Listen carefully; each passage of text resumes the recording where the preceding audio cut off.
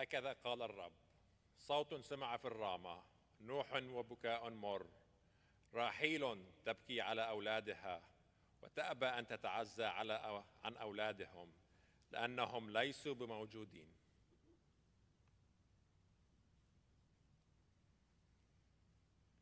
A voice is heard in Ramah, lamentation and bitter weeping. First, I'd like to thank my ELCA siblings who are Black, Indigenous, and people of color. It was glorious and brought me alive last night at the multicultural dinner to be with you all. I felt like I could let down my guard and be with your beauty and vitality. I'm an artist of the written word, not so much a public speaker or preacher, so I hope you'll bear with me. This is addressed to my BIPOC siblings in the ELCA. A voice is heard in Ramah, lamentation and bitter weeping. Do you recognize yourself in these laments? Sharing experience of the racism you've faced, only to have your white pastor or congregation friends doubt or dismiss your experience, that is, they don't believe you. They don't truly believe you. You feel weary that this happens again and again. You may think, if they don't believe my stories, how can I believe they love me? Or working for a future church in which the idolatry of whiteness is banished forever in favor of living out the love made visible in Jesus, and yet your work is ignored, undervalued, or looked at suspiciously.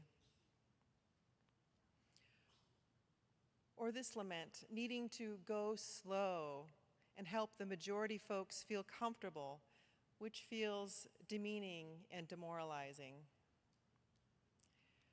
I lament that to put out hope feels vulnerable and tender.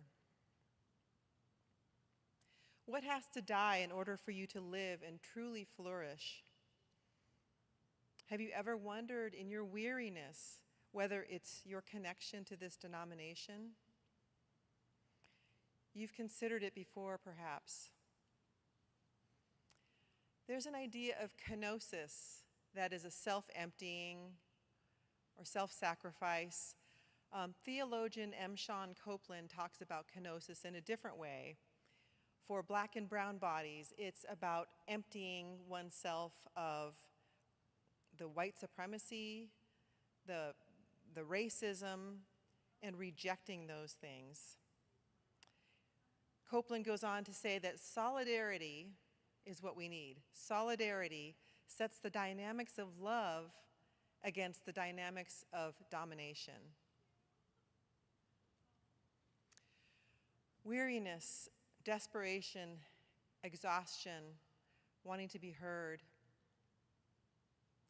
A voice is heard in Ramah, lamentation and bitter weeping.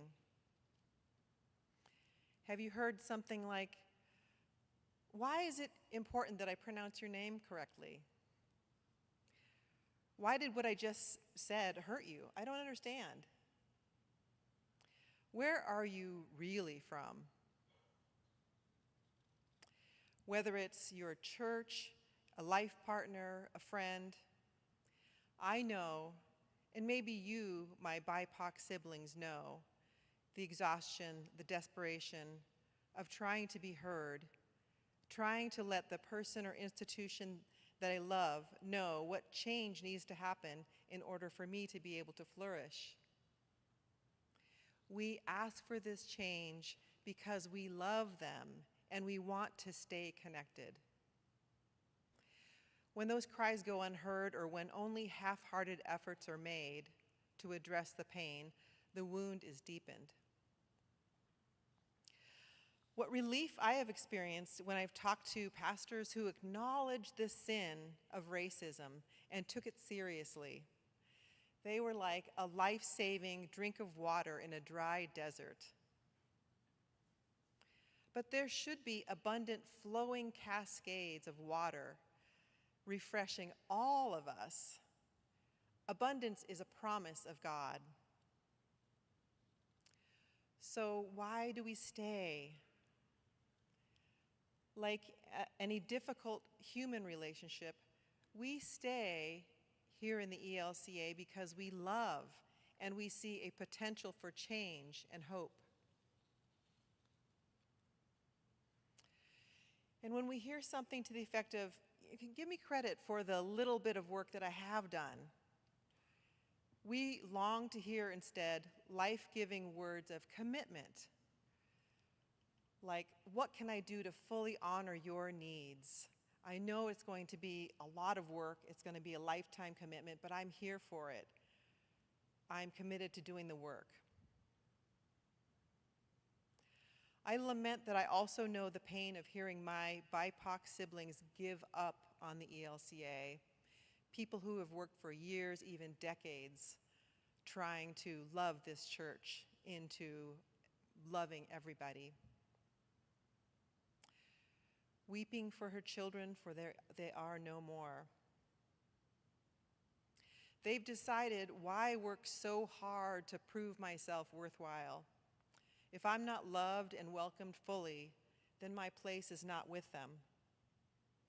I've teetered on the edge of this question myself. As people of faith, we do not make our home in lament. We stay in lament for a season. We look around and assess. We take time, take responsibility, and to grieve. And then we look for hope. Adrienne Marie Brown says, if we wake up, if we are aware, we are in a place where we can create so much history and so much change.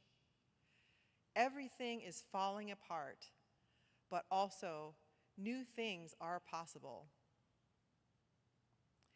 Black, Indigenous, people of color siblings, we do embody the word. May our beloved ELCA siblings fully see us as our Creator sees us.